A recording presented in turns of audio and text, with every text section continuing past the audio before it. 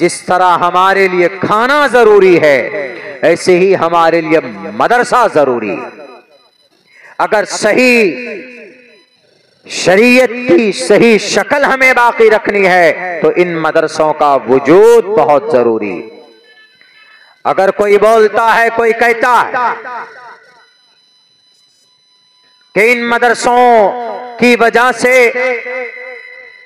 हम देश को तरक्की की तरफ नहीं लेकर जा सकते, तो उन जाहिलों से कहो कि इस देश को गुलामी से अगर किसी ने बचाया है तो मदरसों ने बचाया है।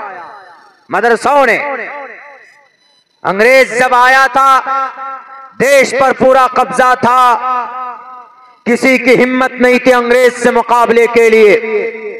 अगर इस देश को बचाने के लिए अंग्रेज से अगर किसी ने मुकाबला किया, अगर अंग्रेज से किसी ने जंग की शुरुआत की, तो मदरसे से ताल्लुक रखने वाला उलमाए किराम ने शुरुआत की।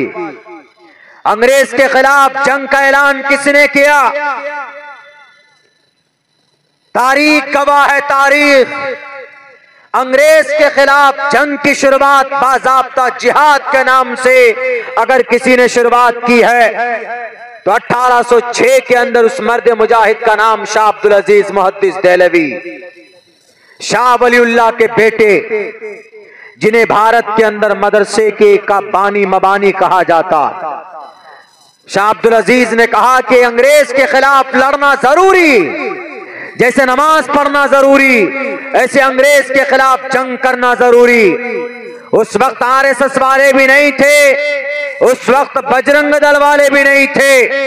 आज जो चीख कर चिल्ला कर बोलते हैं कि ये देश मेरे बाप का है, तुम्हारा नहीं है, तो 1806 की तारीख याद दिला दीजिएगा कि 1806 में जो अंग्रेज के खिलाफ जिहाद का फतवा नाफिज किया था वो कौन था? उसका नाम शाह अब्दुल अजीज मुहद्दिस देहलवी था। 1831 में अंग्रेज के खिलाफ बाज़ाब्ता 50 लोग हाथ में तलवार लेकर सर पे कफन बांधकर, अगर बालाकोट की पहाड़ी पर 50 लोगों की जमात थी तो उसका तर्जमान, उसका सिपह सालार कोई था।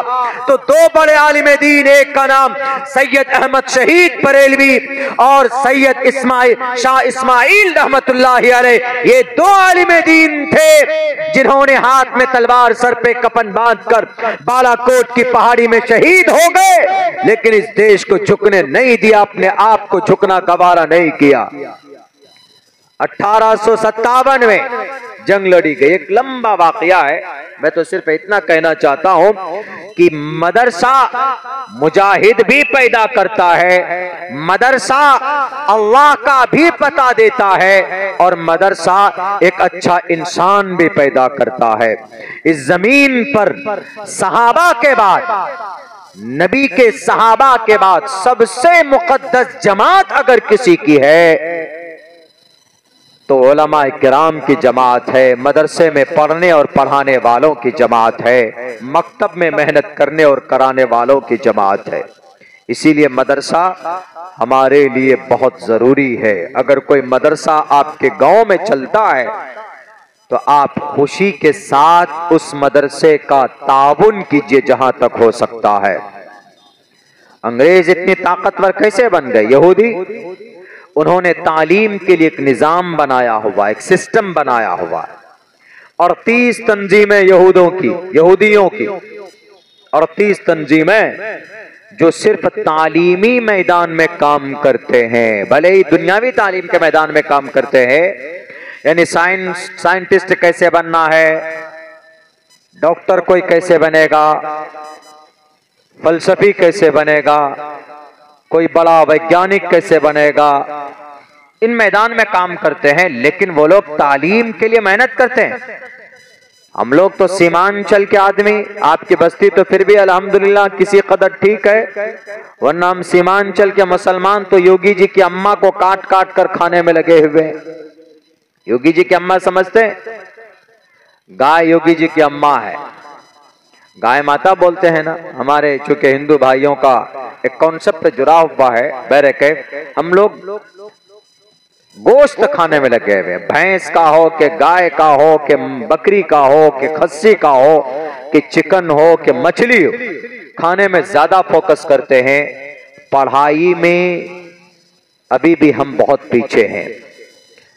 जिस कौम ने तालीमी मैदान में मेहनत की है वो कौम आगे बढ़ी है, आगे बढ़ी है, आगे बढ़ी है।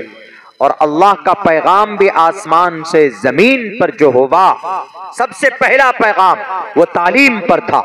इक़रा बिस्मि रब्बिकल्लज़ी खलक़, खलक़ल इंसान मिन अलक़।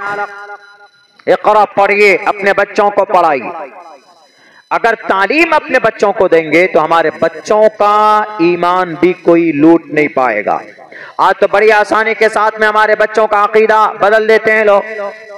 शकील बिन हनीफ जैसा मलून आता है और हमारे कुछ नौजवान जो थोड़ा बहुत इल्म रखते हैं उनको कहते हैं कि